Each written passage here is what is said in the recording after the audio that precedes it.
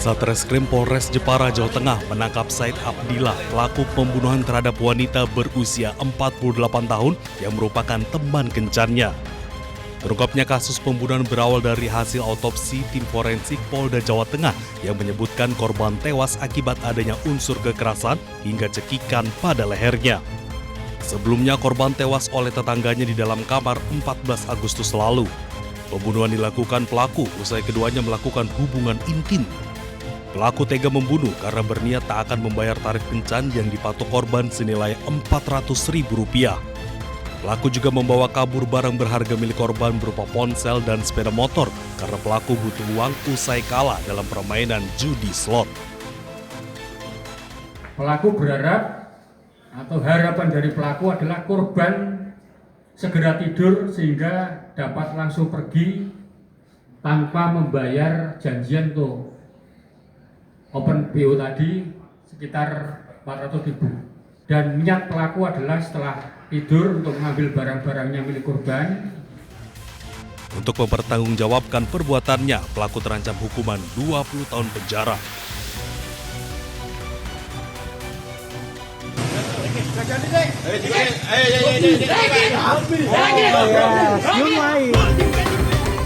Seorang warga negara asal Afrika yang diduga sebagai pelaku pencurian ponsel milik wanita pedagang kopi diamuk warga di Kota Lama, Semarang. Namun ponsel telah dibuang ke tempat sampah.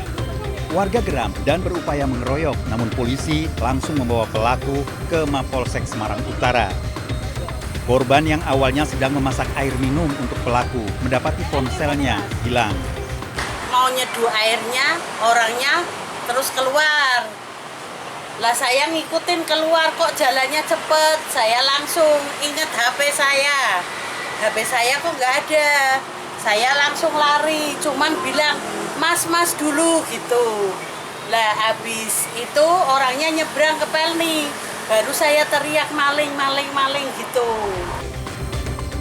Polisi menyerahkan pelaku ke kantor imigrasi kelas khusus Semarang untuk proses lebih lanjut.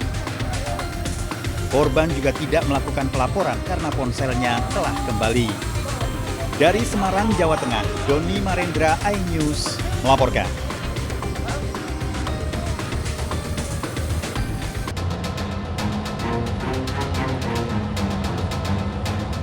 Penyidik Komisi Pemberantasan Korupsi menggeledah rumah mantan Wakil Menteri Ketenagakerjaan RI Immanuel Ebenezer di kawasan Pancoran, Jakarta Selatan. Dari penggeledahan tersebut, penyidik KPK sita sejumlah barang bukti, salah satunya mobil mewah berwarna hitam yang diduga terkait dengan kasus korupsi sertifikasi K3 di Kementerian Ketenagakerjaan yang melibatkan Noel.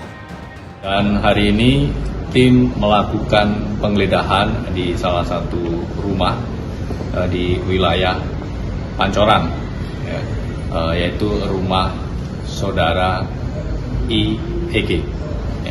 Dari penggeledahan itu, tim mengamankan sejumlah barang bukti elektronik dan juga aset dalam bentuk kendaraan bermotor roda 4. Dan hari ini juga langsung dibawa oleh penyidik ke kantor.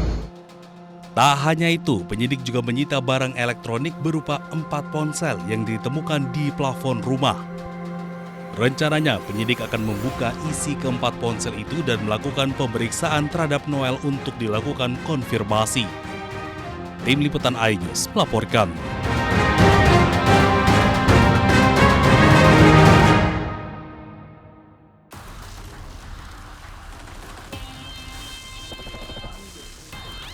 Komisi Pemberantasan Korupsi meminta kepada mantan Wakil Menteri Ketenagakerjaan Immanuel Ebenezer untuk tidak meminta amnesti kepada Presiden Prabowo Subianto.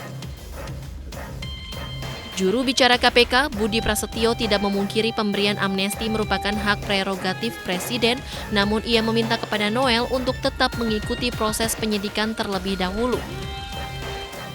Selain itu, juru bicara KPK juga menegaskan bahwa esensi penegakan hukum adalah pemberian efek jera kepada para pelaku agar tercapainya keadilan di masyarakat. Kita pahami amnesti itu kan hak prerogatif Presiden ya. Meski demikian, ya sebaiknya kepada yang bersangkutan tidak sedikit-sedikit ingin meminta amnesti begitu ya. Jadi kita ikuti saja dulu proses penyidikannya.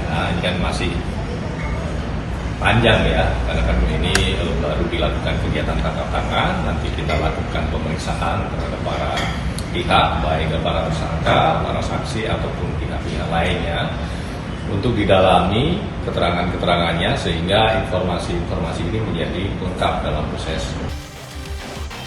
Diketahui Immanuel Ebenezer terjaring operasi tangkap tangan dan ditetapkan sebagai tersangka kasus pemerasan pada pengurusan sertifikat keselamatan dan kesehatan kerja di Kementerian Ketenagakerjaan.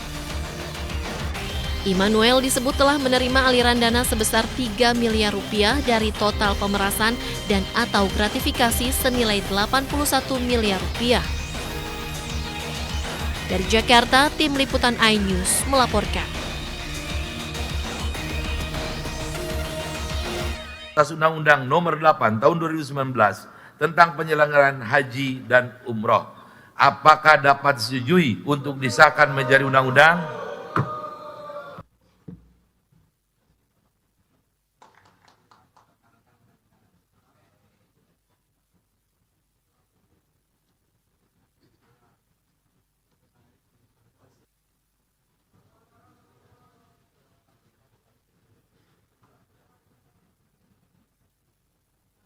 Umroh. Apakah dapat disetujui untuk disahkan menjadi undang-undang?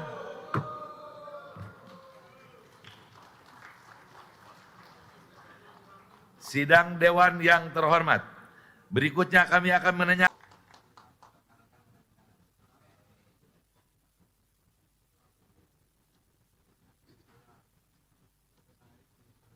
Alhamdulillah, saya sampaikan tadi terima kasih kepada semua jajaran yang sudah menyelesaikan revisi Undang-Undang Haji, bahkan ini kan terobosan baru dan